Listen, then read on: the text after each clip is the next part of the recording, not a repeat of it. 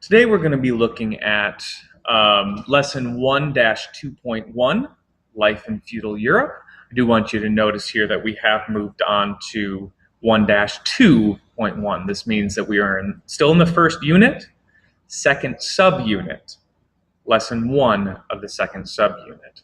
So we have moved beyond our focus of Carolingian Charlemagne stuff and into a discussion of feudalism.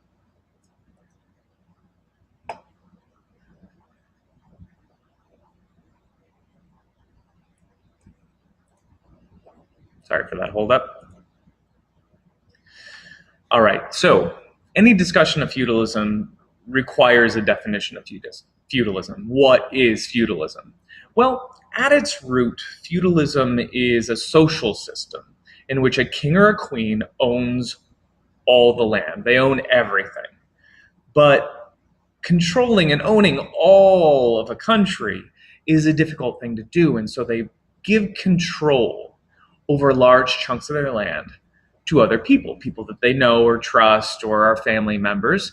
And then those people who've each received large chunks of land, who also cannot manage it, subdivide that land and give it out to others as well. And in return, the kings are receiving a promise of service and loyalty from their lords, the next people down the chain.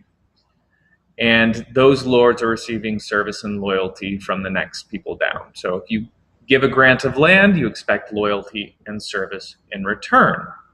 Now, the root of this whole system, why we have a feudal system, ties back to the Carolingian Empire and what we saw at the very end there, where Louis the Pious divided up his kingdom amongst his sons, who then fought with each other, and it led to disunity. And we had this once powerful Frankish empire now divided up into 3 different kingdoms, later 4 kingdoms. They get further subdivided after that. And we have a system where dividing an empire amongst all surviving sons is weakening everybody. So kings are no longer dividing their land amongst all of their sons. We go to that system of primogeniture. That idea where the kings are giving all control to just one. But how do you keep the other sons in line with that? How do we keep them from, say, offing their older sibling in order to be the one surviving son or the oldest surviving son? Well, you make sure they're getting something in return. So younger sons would frequently receive a land grant from an older brother. That is, they would hold land and get wealth and an income from that land, but that land still belonged to their older brother. And in return for having control over it, they would owe service and loyalty to their older brother. Now, why have this system? This is a time where kings own entire countries. And owning an entire country is nice, right? You get a lot of wealth from it, and you feel really powerful, and you've got a lot of authority. Managing it, whew, that'd be a nightmare, trying to manage each and every little piece of it. And so, in order to maintain control over this land, in order to maintain control over these resources, the king has to subdivide it up. But by doing it as a management system rather than an ownership system, the king still maintains overall authority, overall control, and we start to limit this breakup of the authority of the king.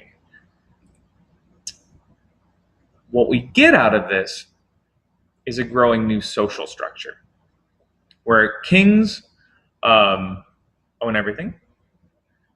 That next step down, usually family members, and we're usually talking close family members at the beginning of feudalism. We're talking the top layer of lords of being brothers, cousins, uncles, nieces, nephews, primarily being that top level.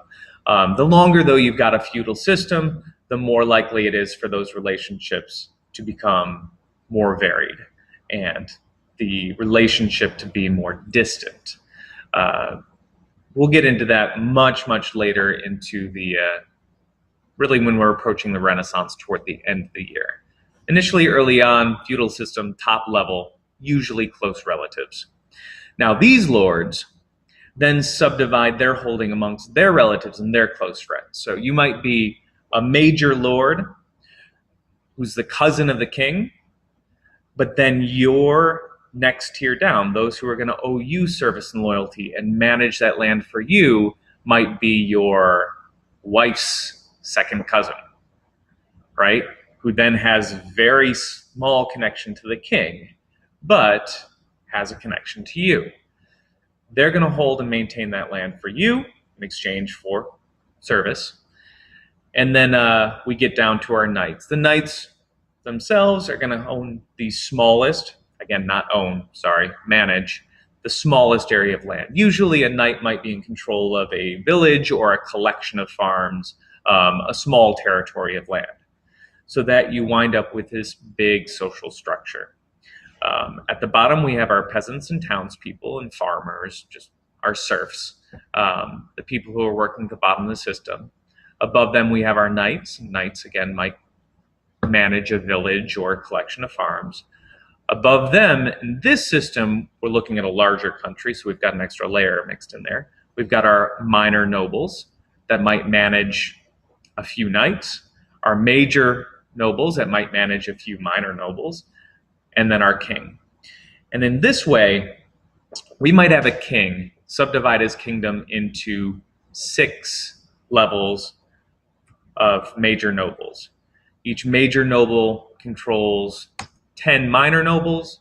10 minor nobles might have 10 knights each, and the knights might be able to control a village of a couple hundred.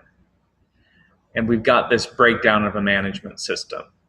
And this provides advantages to everybody in it. We've got a king who's going to be receiving a lot of wealth and armies from their lords. When the nation as a whole needs to wage war, needs to go to war, they can call upon their lords for an army. The lords receive wealth and fighters from the knights. The knights themselves are, a military class. The knights receive wealth and conscripts, that is forced military service, from the serfs, the people at the bottom. A knight might say, we're waging a war. I need to gather together 100 warriors to bring with me. And then the serfs are going to receive protection from foreign enemies. The argument being that collectively pooling all their resources together, they're all much safer than they would be independently. And through a system of feudalism, you can see how a knight might say, hey, my lord has called me up.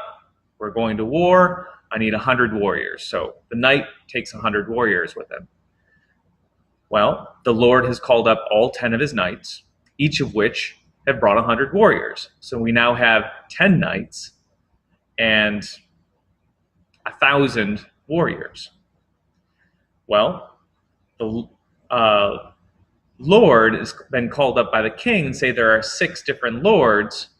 So the king now has an army with 6 lords, 60 knights, 6,000 serfs, and he's got a 6,000 man army. So any threat to the whole can be managed by the king using this feudal structure. That is why it was created. That was kind of a quick overview of it. We're going to be looking at each of these parts in greater depth later on, but I wanted to give you that introduction. I hope you enjoyed it and learned a little something. We're going to be going much deeper later. I'll see you next time.